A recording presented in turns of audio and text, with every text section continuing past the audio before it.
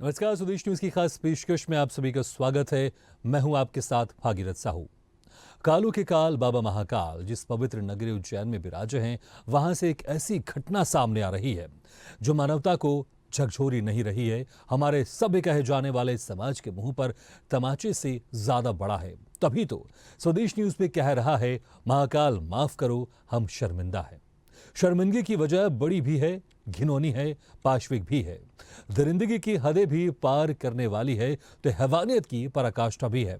पूरे विश्व में महाकाल लोक को गर्व से परोसने वाले लोगों के लिए बड़ा सवाल भी है। उज्जैन में अर्धनंग अवस्था में खून से सनी 12 साल की पीड़िता करीब 2.5 घंटे तक घूमती रही, लेकिन पसीजा कोई नहीं, किसी का सिर शर्म से नहीं झुका। हाँ, बाबा महाकाल को जरूर इस बेसब्री, इस बेबसी पर क्रोध जरूर आया होगा। सांप निकल जाने के बाद लाठी पीटने की कोशिश अब शुरू हो गई है।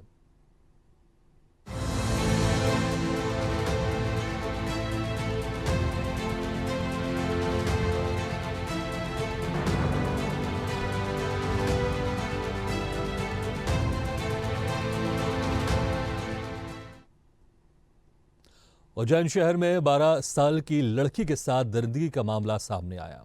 उज्जैन शहर में एक सड़क पर 12 साल की एक लड़की खून से लथपथ पाई गई। उसकी मेडिकल जांच में पुष्टि हुई कि उसके साथ दुष्कर्म किया गया था। पुलिस मामले की जांच में जुट गई है। यूपी के प्रयागराज की रहने वाली बताई जा रही है। पुलिस के मुताबिक बच्ची की मां के साथ भी दुष्कर्म होने की आशंका है, लेकिन वो कहां है इसकी जानकारी नहीं है। बताया जा रहा है कि पीड़िता प्रयागराज की किसी इलाके की रहने वाली है। दोनों के उज्जैन में आने की वजह का पता नहीं चल सका है। पुलिस ने बताया कि बच्ची हाटकेश्वर विहार कॉलोनी में लावारिस घूमती रही। वहां से पैदल ही वो बड़नगर रोड पहुंची थी। बताया जा रहा है कि पीड़िता मानसिक रूप से बीमार भी है। चिंतामन बाईपास पर बनी हाटेश्वर विहार कॉलोनी सहित आसपास की कॉलोनियों के सीसीटीवी कैमरों के फुटेज देखे गए हैं। सीसीटीवी फुटेज में पीड़िता अर्धनंग अवस्था में खून से सनी करीब 2.5 घंटे तक घूमती हुई नजर आ रही है। लोगों ने डायल 100 पर सूचना दी थी। इसके बाद मामला सामने आया। पुलिस अधीक्षक सचिन शर्मा ने कहा, मामले की जांच और सीसीटीवी फुटेज की जांच के लिए एक विशेष जांच दल एसआईटी का गठन किया गया है, ताकि आरोपियों को जल्द से जल्द गिरफ्तार किया जा सके। हालांकि मामले में राजनीति नहीं करने की अपील करता है और ऐसे मामलों में सख्त से सख्त और जल्द आरोपियों के गिरबान तक पहुंचने की पुरजोर मांग भी करता है, क्योंकि इस घटना की विविधता से केवल उज्जैन ही नहीं, देश भी शर्मसार है।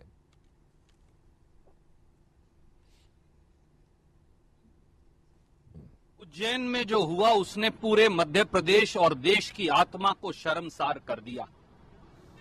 शिवराज सिंह चौहान जी, चुल्लू भर पानी में आपकी सरकार को डूबकर मर जाना चाहिए। 12 साल की एक बेटी, उसके साथ बलात्कार होता है। वो आधे वस्त्रों के अंदर 8 घंटे तक महाकाल की बाबा की नगरी में सड़कों पर दर दर की ठोकरें खाती फिरती है, शरीर से खून रिसता है, पर आपकी सरकार के कान पर जूं तक नहीं रेंगती। क्या हो रहा है मध्य प्रदेश में? शिवराज सिंह चौहान को, भारतीय जनता पार्टी के नेताओं को उल्लास और उत्सव मनाने से फुर्सत मिले तो वो मध्य प्रदेश की बेटियों की चित्कार को सुन सके। क्या आपको उस 12 वर्ष की अबोध बालिका की चित्कार नहीं सुनती? क्या उसके साथ हुए अनाचार की आपको दुहाई नहीं सुनती? ऐसे मुख्यमंत्री, ऐसी भाजपा को चुल्लू भर पानी में डूबकर मर जाना चाहिए। जिले में महाकाल थाना अंतर्गत एक प्रकरण कायम हुआ है अज्ञात लोगों के विरुद्ध, जिसमें दुष्कर्म की बात सामने आई है, जिसकी पुष्टि मेडिकल के द्वारा की गई है। इसमें बच्ची की हालत नाजुक होने से उसको इंदौर रेफ़र किया गया था और जो भी बेस्ट ट्रीटमेंट है उसको वहाँ पे अवेलेबल कराया गया था। ब्लड की कमी के कारण जब ब्लड की रिक्वायरमेंट थी तो पुलिस वालों ने ही ब्लड भी वहाँ पे दिया है। इसमें एक बड़ी टीम एसआईटी गठित की गई है और लगातार सभी जगह पे इसको हम लोग ट्रैक कर रहे हैं। और जनता से भी यही अपील है, किसी को भी इसके बारे में कोई भी जानकारी हो तो पुलिस को तुरंत बताएं। बच्ची के द्वारा वो कहाँ की है बहुत स्पेसिफिक नहीं बताया गया है और उसकी जो भाषा है उसके हिसाब से प्रयागराज के होने की संभावना है। अज्ञात लोगों के विरुद्ध तो वाकई ये घटना झकझोर देती है, क्योंकि महाकाल में जहां पर देश दुनिया से बाबा महाकाल के दर्शन करने लोग आते हैं और श्रद्धा से आते हैं और इसी उम्मीद के साथ आते हैं कि बाबा महाकाल हमारी मनोकामना पूर्ण करेंगे, लेकिन जिस तरह से यहाँ पर हैवानियत दिखाई दी, क्योंकि वहाँ पर अगर बात करें सुरक्षा को लेकर भी खास इंतजाम किए जाते हैं, क्योंकि देश दुनिया से लोग वहाँ पर आते हैं, घूमने आते हैं, बाबा महाकाल के दर्शन करने आते हैं, तो सुरक्षा को लेकर पुलिस हमेशा अलर्ट रहती है। लेकिन उसी बीच जब इस तरह का मामला सामने आता है, तस्वीर को हम आपको ब्लर करके दिखा रहे हैं क्योंकि उस बच्चे की हालत दिखाने लायक नहीं है। झकझोर देने वाली ये हालत है क्योंकि एक 12 साल की बच्ची अर्धनग्न अवस्था में खून से लथपथ करीब 2.5 घंटे तक वहां पर घूमते रहती है।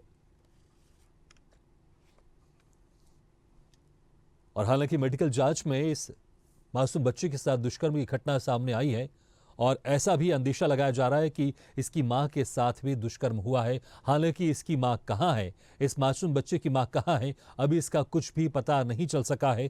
जो थोड़ी बहुत जानकारी मिल रही है कि ये बच्ची और इसकी मां प्रयागराज के रहने वाले हैं, लेकिन यहां पर वो कैसे आए, कब आए, इनको कौन लेकर आया, क्या मां और बच्ची सिर्फ दोनों ही आई थी और बच्ची इस तरह से खून से लथपथ अर्धनग्न अवस्था में घूमती रही, मां कहां पर है, मां किस अवस्था में है और आखिर इतना समय क्यों लगा। वहां पर लोगों पर भी सवाल खड़े होते हैं कि आखिर लोग इतने असंवेदनहीन कैसे हैं कि 2.5 घंटे तक ये बच्ची यूं ही सड़कों में घूमती रही। लेकिन 2.5 घंटों के बाद शासन ने सुध ली, लोगों ने इसकी जानकारी प्रशासन को दी।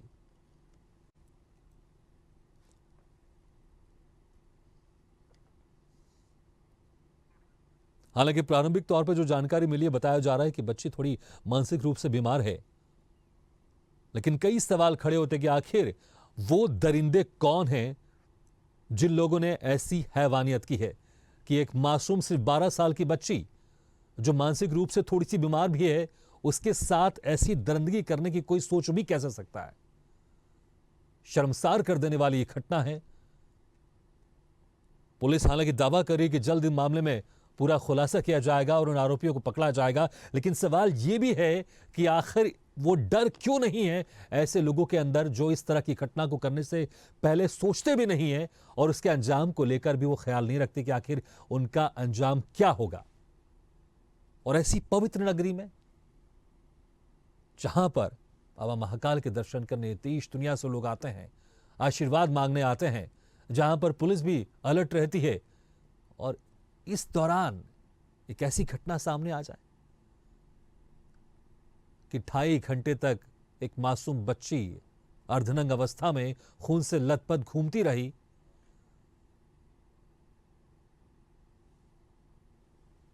और वहां के लोगों पर भी थोड़ा सवाल है कि जिन्होंने इन बच्ची को देखा होगा, आखिर 2.5 घंटे क्यों लगे इस बच्ची तक मदद पहुंचने में। हालांकि बहुत सारे इसके पीछे सवाल हैं कि आखिर वो दरिंदे कौन हैं जिन्होंने इस घटना को अंजाम दिया। मां आखिर कहां है, मां के साथ भी कोई अनहोनी तो नहीं हो गई, क्योंकि ऐसा भी माना जा रहा है कि शायद मां के साथ भी दुष्कर्म हुआ होगा, लेकिन मां कहां है, किस हालत में होगी इस बच्चे की मां। और जो भी ये तस्वीर देखेगा, हालांकि मजबूर है इस तस्वीर को ब्लर करके दिखाने के लिए, क्योंकि ये तस्वीर कहीं ना कहीं झकझोर देने वाली तस्वीर है। और एक मासूम बच्चे को इस तरह से हम दिखा भी नहीं सकते जो अर्धनग्न अवस्था में है और खून से लथपथ है, लेकिन दर्द आप समझ सकते हैं इस बच्ची का। गुस्सा भी है कि वो दरिंदे कौन है और कहां है, और सख्त कार्रवाई उन दरिंदों पर होनी चाहिए। इस खबर पर और ज्यादा जानकारी के लिए बात करते हैं उज्जैन से संवाददाता रेखा गोस्वामी से। रेखा, अभी इस खबर में क्या कुछ और अपडेट सामने आया है, क्योंकि अभी प्रारंभिक तौर पर यही जांच में सामने आया कि ये बच्ची प्रयागराज की रहने वाली, इसकी मां भी प्रयागराज की रहने वाली है, लेकिन इसकी मां का भी अता पता नहीं है। अपडेट क्या है, क्या इसकी मां के बारे में पता चला है कि आखिर इसकी मां कहां है, कैसे आए थे ये उज्जैन प्रयागराज से, कौन कौन था इनके साथ में, पूरी कुछ बताइए, क्या कुछ अपडेट इस मामले में। देखिए भारत जी, जिस विषय पे आप बता रहे हैं बच्ची की मां भी गायब है, इस विषय में अभी तक पुलिस की तरफ से किसी प्रकार की कोई जानकारी हमारे सामने नहीं आई है, क्योंकि लगातार पुलिस जो बच्ची से पूछताछ कर रही है कि कहाँ से बच्ची गई थी या कहाँ उसका घर प्रॉपर घर है, उसके परिवार में कौन कौन है, तो लेकिन अभी तक उसका कोई भी पता नहीं चल पाया है। बच्चे की मां का उन्हें बताया जा रहा है कि बच्चे की मां भी है। पुलिस को ये जानकारी कैसे मिली है? क्या बच्ची ने खुद बताया है? देखिए ये जिस समय मैं यहाँ मौजूद हूँ आपको वो घटना स्थल बता रही हूँ जहां पर बच्ची को बरामद किया था। ये दंडी आश्रम सेवा आश्रम हम्म। है। यहाँ पर एक आश्रम संचालित किया जाता है महाराज जी के द्वारा। इस आश्रम से महाराज जी का जाना हुआ था और ये जो पीछे है जिस राइट साइड में बता रही हूँ, बच्ची राइट साइड से पैदल चलती हुई आ रही थी और बच्ची का जो कमर से नीचे वाला हिस्सा है वहां उस पर कोई वस्त्र नहीं था। तो उन्होंने जैसे ही देखा उस बालिका को अपना वस्त्र दिया। उसके बाद में उससे पूछताछ करने की कोशिश की, लेकिन लैंग्वेज प्रॉब्लम होने की वजह वो बच्ची कुछ बोल नहीं पा रही है। इसके बाद उन्होंने पुलिस को कॉल किया। लगभग 30-40 मिनट बाद पुलिस यहाँ पर आई। पुलिस बालिका को लेकर गई। उस बीच महाराज जी ने उसको अपने यहाँ पर बिठाया बच्चों के पास साथ में, उसको कुछ खाने को भी दिया। उससे बहुत बार पूछा गया लेकिन वो डरी सहमे इतने ज्यादा थी कि वो कुछ भी बोलने से डर रही थी। फिलहाल बच्ची को इंदौर कल पुलिस ने रेफर कर दिया है और अभी उसकी स्वास्थ्य में लाभ है ऐसा बताया जा रहा है। ठीक है, रेखा आपको रोकना चाहूंगा, आप हमारे साथ बने रहेगा। इस वक्त हमारे साथ आचार्य जी जुड़ गए, राहुल शर्मा जी। राहुल जी, अगर आपसे मैं पूछूं क्या कुछ जानकारी है आपके पास इस बच्चे को लेकर? हेलो जी राहुल शर्मा जी, आपको मेरी आवाज सुनाई दे रही है? राहुल शर्मा जी तो नहीं, रुपेश ठाकुर बोल रहा हूँ मैं उज्जैन से। जी रुपेश ठाकुर जी बोल रहे हैं आप? हाँ, मैं जी। हिंदू नेता हूँ। हाँ। और मैं वो दंडी आश्रम से काफी वर्षों जुड़ा हूँ और हाँ। मैं जा रहा था किसी काम से उधर के लिए। तो जी। ये बच्ची मुझे खून से सनी हुई अवस्था में मिली और महाराज जी सभी आश्रम के जो बच्चे सब लेके खड़े थे इस बेचारी गुड़िया को। हाँ। और इसके साथ जो बर्बरता हुई है ये अपने आप संपूर्ण समाज को झंझोड़ कर रख देने वाली घटना है। और ऐसे दुष्कर्मियों को सरेआम फांसी दे देना चाहिए, गोली मार देना चाहिए। ऐसी मैं मांग करता हूँ सरकार से। अब आपको मैं एक बात बताना चाहता हूँ कि जो रेलवे स्टेशन पर जो ऑटो वाले जो रहते हैं ना, ऐसी लड़कियां और लेडीज को अकेला पाके वो ले जाते हैं, वो जंगल में ले जाके उनके साथ दुष्कर्म करते हैं। ऐसी तो घटना तो पकड़ा गई है। ऐसी तो अनेकों अनेक घटना जो मालूम नहीं पड़ पाता और बाहर के दर्शनार्थी के साथ खूब बलात्कार होते हैं यहाँ पे। तो ये लोग क्या बाहर के अनभिज्ञ रहते हैं, उनको पता कुछ रहता नहीं है। और उज्जैन जो की सिंहस्थ भूमि होने के कारण ये जंगल खूब है काफी। जो दंडी सेवा आश्रम है ना, तो ये जंगल में है, मतलब थोड़ा आउट क्षेत्र में है, सुनसान एरिया पड़ता है वहाँ पे। तो इसलिए ये अपराधी जो लोग हैं ऐसी सुनसान जगह का फायदा उठाते हैं। बाहर के दर्शनार्थियों के साथ यहाँ बहुत लूट खसोट होती है। और ये बच्ची की माँ का तो खैर हमें मिली नहीं, बच्ची अकेली मिली थी हमें। और रुपेश जी, जो माँ की बात सामने आ रही है, कैसे पता चल पा रहा है कि इस बच्ची के साथ इसकी माँ है या फिर किसी और के साथ ही आई थी? किसी ने आपको बताया या फिर आप एक अंदाजा लगाने की बच्ची की माँ भी होगी? नहीं, हमको सिर्फ गुड़िया अकेली मिली है, हमको कोई माँ नहीं मिली है। हाँ। हमको गुड़िया अकेली मिली थी, बहुत बुरी अवस्था में मिली थी। फिर हमने एडिशनल एसपी जयंत राठौर जी, मैंने उनको खुद कॉल किया, फिर उन्होंने गाड़ी भेजी। हाँ। और फिर पुलिस आई, महाकाल थाना पुलिस लेके गई गुड़िया को। और फिर हमने व्यवस्थित इसको पहुंचा दिया मैं थाने। मगर माँ इसके साथ थी, हमें मालूम है नहीं थी यहाँ पे। तो ठीक, मतलब आप कह रहे हैं कि माँ थी या नहीं थी इसके बारे में आपको कोई जानकारी नहीं है? कोई जानकारी, गुड़िया हमें अकेली मिली थी। और राहुल शर्मा जी वहाँ के जो हमारे आचार्य जी हैं, वो उनके शिष्यों के साथ बाहर खड़े थे, क्योंकि दंडी सेवा आश्रम में मैं काफी समय से जुड़ा हूँ मैं जी। मैं मेरे काम से थोड़ा सा वहाँ पे आगे धर्म बल्ला करके जगह मैं जा रहा था काम से। मैं तो वही उनने मेरे को महाराज जी ने बुलवाया कि ऐसा मामला है। तो मैंने तुरंत एडिशनल एसपी को कॉल किया, बच्ची को बरामद कर। रुपेश जी, जब जैसे पहली बार बच्ची से आप मिले होंगे उस वक्त बच्ची क्या कुछ कह रही थी, किसी तरह की कुछ बातें कर रही थी या कुछ आपने पूछा होगा, उन्होंने जवाब दिया बच्ची ने? नहीं, महाराज जी उसको समझा रहे थे, उसको कुछ खिला रहे थे, पूछ रहे थे। वो बच्ची बहुत डरी सहमी हुई थी। दरिंदों ने बहुत ज्यादा दरिंदगी करी है। मैं मांग कर रहा हूँ आपके चैनल के माध्यम से कि ये जो खबर है माननीय मोदी जी तक भी पहुंचे और योगी जी तक भी पहुंचे, अमित शाह जी तक भी पहुंचे कि देखो आप क्या हाल है। यहाँ हमारे जो बाबा महाकाल की पवित्र नगरी है, बाहर से लाखों लोग आते हैं। शर्मसार कर देने वाली ये घटना है, खास करके हम लोगों के लिए ज्यादा शर्मसार करने की घटना है। जेल में रहते हैं। ठीक है, बिल्कुल। रुपेश जी जैसे माना जा रहा कि ये बच्ची प्रयागराज से, कैसे इस बारे में जानकारी मिल पाई, क्योंकि आप वो पहले शख्स थे और साथ में आचार्य जी जिनसे बच्ची मुखातिब हुई थी, उसके बाद फिर पुलिस वालों को आपने फोन किया था, कैसे ये पता लगा सका है कि ये बच्ची प्रयागराज की रहने वाली है? नहीं, मैंने पूछा ना कि साहब इसमें क्या कार्रवाई में, मैं क्या एक सामाजिक कार्यकर्ता हिंदू लीडर ही हूँ उज्जैन का, तो मैं क्या पूछ रहा था कि गुड़िया के केस में क्या हुआ, कोई पकड़ा है कि नहीं पकड़ा है अभी तक, ये मैं जानकारी ले रहा था। मैंने पूछा कहाँ की, ये तो बता रहा था यूपी की है गुड़िया, प्रयागराज। ये पुलिस वाले ने आपको बताया कि बच्ची प्रयागराज की है? हाँ ठीक है। रुपेश जी, आपको थोड़ा रुकना चाहूंगा, हमारे संवाददाता उनसे बातचीत करना चाहूंगा। रेखा, जिस तरह से पुलिस कह रही है, क्योंकि रुपेश जी कह रहे हैं जो कि हिंदू नेता है और ये बच्ची से पहले थे, वो शख्स से जो मुलाकात उन्होंने किया था, फिर पुलिस वालों को उन्होंने फोन लगाया था। रेखा, ये कह रहे हैं कि पुलिस वालों ने बताया कि बच्ची प्रयागराज की रहने वाली है। पुलिस वालों को और क्या कुछ जानकारी मिली है? क्या बच्ची कुछ बोल पा रही है और कुछ जानकारी दे पा रही है?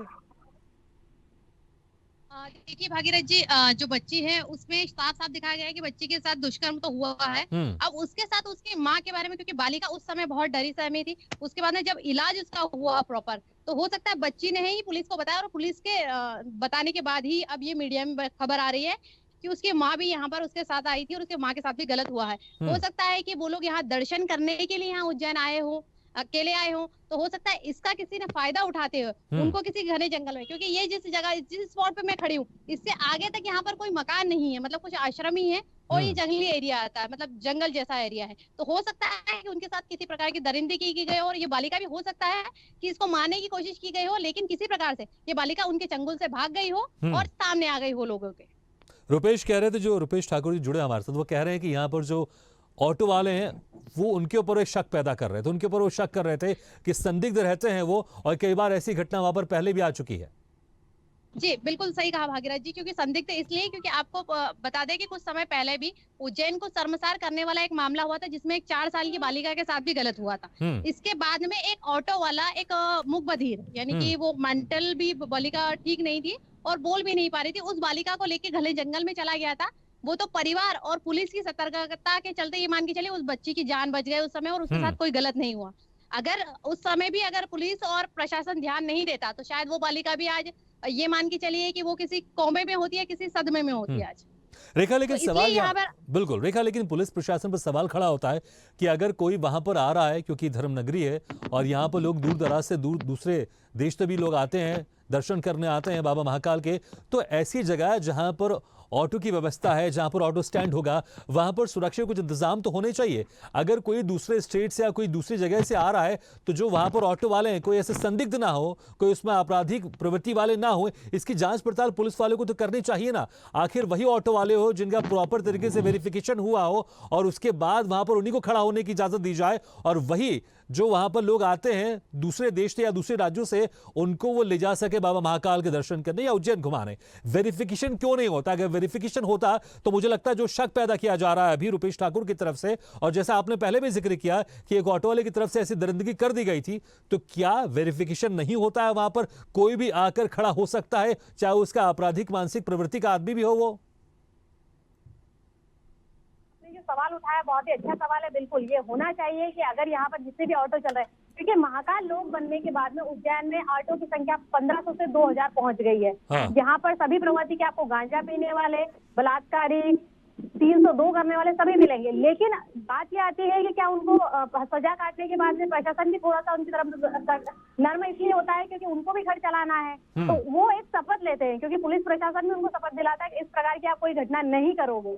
अब कोई नया व्यक्ति नीट एंड क्लीन उसका मतलब उसका क्या बोले अपन प्रमाण चरित्र हो और उसके बाद अगर वो ये घटना करता है तो पुलिस प्रशासन भी इसको लेकर कहीं ना कहीं तो परेशान होता है।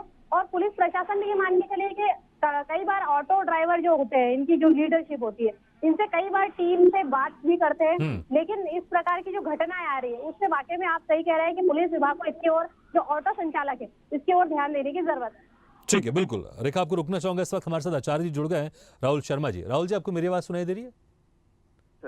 जी राहुल जी, जब पहली बार जब बच्ची से आप रूबरू हुए, उस वक्त बच्ची कुछ कह पा रही थी? क्या कुछ कह रही थी बच्ची, या जब आपने उसको देखा तो किसी तरह की उसने कोई जानकारी दी आपको?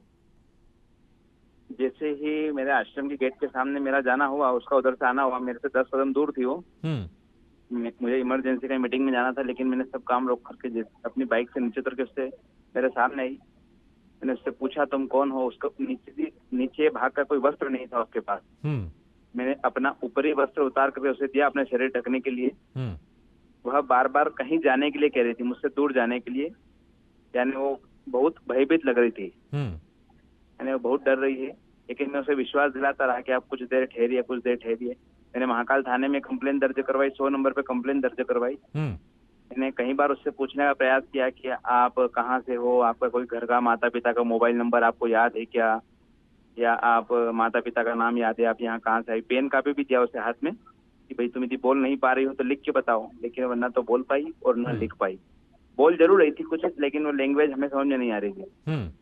मैंने उसे कुछ अपना वस्त्र दिया उसे धारण करने के लिए, और जो मेरे आश्रम में स्वल्पाहार बना था नाश्ता वो उसे दिया खाने के लिए। तो पश्चात पुलिस फोर्स को बुला करके उसे उसके हवाले कर दिया। जो जहां पर आपको ये बच्ची मिली, अगर उसके आसपास के एरिया की बात करूं, उसके आसपास के एरिया वहां पर कैसा है? एरिया तो सर थोड़ा सा सुनसान भी है, बाकी एरिया तो ऐसे ठीक है। इस प्रकार की कई घटनाएं में कभी सुनने में आई नहीं है उस क्षेत्र में। वह बालिका जो है कि अपने बन्नेगा रोड की तरफ से हमारे इधर आ रही थी जी। कभी ऐसी घटनाएं सुनने में इस क्षेत्र में आई भी नहीं। और हम तस्वीरों में देख रहे हैं बच्ची ये कुछ एक ऐसे एरिया में घूम रही है जहां पर कुछ आसपास घर भी है, और लेकिन वहां पर कि शायद मुझे एक तस्वीरों में दिखाई दे रहा है किसी शख्स के पास वो गया, लेकिन शख्स बिल्कुल नॉर्मल खड़ा हुआ था। आचार्य जी, ये थोड़ा एक सवाल भी उठता है कि आखिर 2.5 घंटे तक बच्ची वहां पर घूमते रही, आपकी नजर पड़ी, आपने इस बच्ची की मदद की। इसके पहले कई लोगों की नजर पड़ी होगी लेकिन उन्होंने मदद नहीं की। जी सर। आप इसको कैसे प्रवृत्ति देखते हैं आप, क्योंकि आप कई लोगों से आप बातचीत करते होंगे, क्या ये डर की वजह से मासूम बच्ची को देखकर भी लोगों का दिल नहीं पसीजता है? बिल्कुल सर जी। इस विषय में हम लोग इतना ही कहना चाहेंगे कि यदि आज हम लोग ही अपने धर्म से, अपने कर्म से आज वो हमारी बहन बेटी के रूप में कहीं न कहीं परेशान हो रही है।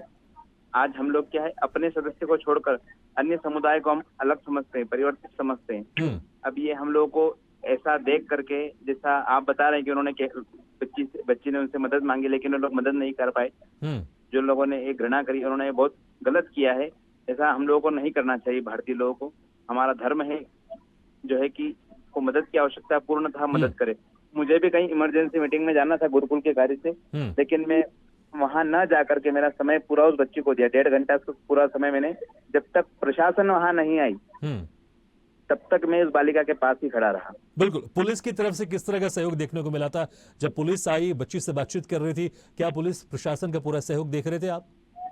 जी जी सर, मैं पूरा उस समय तक साथ में रहा। प्रशासन से जो है कि 100 नंबर से एक 1 स्टार साहब उतरे थे, उन्होंने आकर के बच्ची का को अपने हाथ से उठाया। उन्होंने बैठी हुई थी, कुछ खा रही थी जो मैंने अपने हाथ से दिया था वो खा रही, तो उन्होंने कहा कि आप इसे छोड़ दीजिए, हम आपको अच्छे स्थान पर ले चलेंगे, आप बिल्कुल जो है कि सुरक्षित है, आपको किसी प्रकार का डर नहीं है, आप हमारे साथ चलिए। उन्होंने अपने हाथ से ही उसे अपनी वाहन में बिठा करके और हम लोगों को धन्यवाद का संबोधन किया उन्होंने कि आप लोगों को धन्यवाद कि आप लोगों ने इतना समय देकर के बच्ची की मदद करी, और फिर उन्होंने वो थाने ले गए। ठीक है आचार्य जी, बहुत बहुत शुक्रिया हमारे साथ जुड़ने के लिए और ये जानकारी देने के लिए। और रुपेश ठाकुर जी, आपके बहुत बहुत शुक्रिया हमारे साथ जुड़ने के लिए। रेखा, हालांकि अब पुलिस प्रशासन इसमें जांच पड़ताल कर रहा है, लेकिन अगर सुरक्षा व्यवस्था की मैं देखूं आसपास उस एरिया की, क्योंकि आचार्य जी कह रहे हैं कि ऐसी कभी वहां पर घटना नहीं हुई, लेकिन आपने भी कहा था और रुपेश जी भी ने कहा था कि कुछ एरिया वहां पर सुनसान है और वहां पर कुछ जगह ऐसे है जो संदिग्ध है जहां पर इस तरह की घटना हो सकती है। इसको लेकर पुलिस प्रशासन की तरफ से कभी कोई व्यवस्था ऐसे नहीं की गई कि कोई ऐसी जगह जहां पर कोई दुर्घटना हो सकती है या इस तरह की घटना हो सकती है वहां पर सुरक्षा के पुख्ता इंतजाम किए जाए, क्योंकि धर्म नगरी है, बाबा महाकाल के दर्शन करने यहाँ पर दूसरे राज्यों से आते हैं, दूसरे देशों से आते हैं। सुरक्षा व्यवस्था के इंतजाम क्या वहां पर ठीक नहीं है? देखिए भागीरथ जी, आप जो कह रहे हैं बिल्कुल सही कह रहे हैं, लेकिन क्या है, ये जो एरिया है इसमें कभी कोई घटना नहीं हुई, और ये घटना का ये मान के चलिए, ये जो एरिया है उज्जैन से लगभग 8 किलोमीटर दूर है, और यहाँ पर किसी का ऐसे आना पॉसिबल नहीं है। वो तो कोई प्लानिंग करके कोई आ जाए तो बात अलग है। अब ऐसी ठीक है रेखा, समय का, लेकिन एक इंपॉर्टेंट सवाल मेरे जहन में भी आया है, पुलिस की तरफ से क्या कुछ कहा जा रहा है? आखिर कौन वो हो सकते हैं दरिंदे जिन्होंने इस घटना को अंजाम दिया है? क्या वहां के कोई स्थानीय या फिर कोई बाहर से आए हुए और सोची समझी साजिश के तहत, या कोई बाहर से आया हो और उसने मौका पाकर इस घटना को अंजाम दिया हो? पुलिस क्या कुछ शक जाहिर कर रही है? देखिए भागीरथ जी, पुलिस भी इस मामले में अभी कयास ही लगा रही है अपने अलग अलग, क्योंकि इसमें 3 थाना पुलिस यहाँ पर इस जांच में ड्यूटी है बालिका के केस में, क्योंकि अलग अलग जो जगह है जहाँ जहाँ से बालिका एक जैसे कि तिरुपति ड्रीम्स का एक वीडियो सामने ठीक है रहेगा, समय कम है, लेकिन मुझे ऐसा लगता है बच्ची 12 साल की है, और अक्सर हम देखते हैं जो आधार कार्ड होता है, आधार कार्ड में अक्सर छोटे छोटे बच्चे भी उसमें सम्मिलित होते हैं। तो अगर पुलिस अगर बच्ची का आधार कार्ड में नाम दर्ज हो तो शायद पुलिस आधार कार्ड के जरिए बच्ची के बारे में बहुत कुछ जानकारी जुटा सकती है और उन दरिंदों तक भी पहुंच सकती है जिन्होंने इस दरिंदगी को अंजाम दिया। लेकिन वाकई बहुत हैवानियत है, शर्मसार कर देने वाली घटना है कि जिन्होंने इस घटना को अंजाम दिया वो आखिर किस किस्म के हैं, क्या वो इंसान भी है कि नहीं, इस पर वाकई सवाल उठता है। इसके साथ हमारे खास पेशकश में फिलहाल इतना, लेकिन खबरों का सिलसिला लगातार जारी, आप देखते रहिए स्वदेश न्यूज। सबसे पहले तेईश।